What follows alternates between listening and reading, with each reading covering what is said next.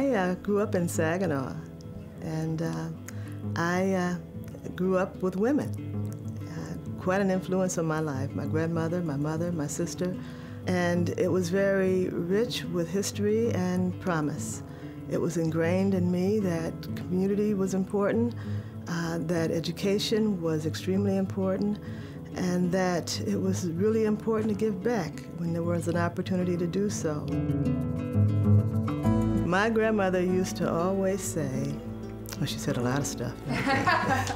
Everything, that you don't let people tell you what you can and you cannot do, that you can do whatever you set out to do, and that nothing beats a failure but a trier.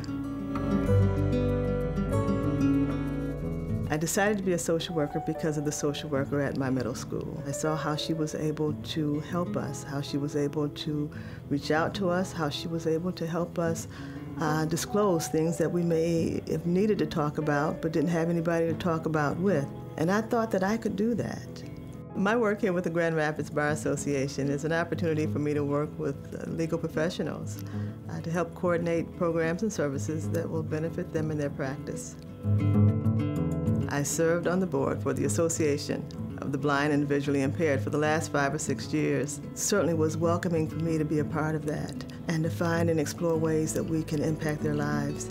The 3 R's program, Rights, Responsibilities, and Realities, is a program taking civics education into the classroom with attorneys. Very rewarding activity, very rewarding program. The Legal Assistance Center, when I got here, all the key components were basically in place. They just needed to get the doors open. After learning more about the program and working with the staff and the volunteers, we were able to get the doors open there. Awesome program, it is. To know that there's a place that people can go to and get help, to have questions answered, to get clarity, and to be able to have that happen at no cost to them, but as a resource for them and a resource from the attorneys.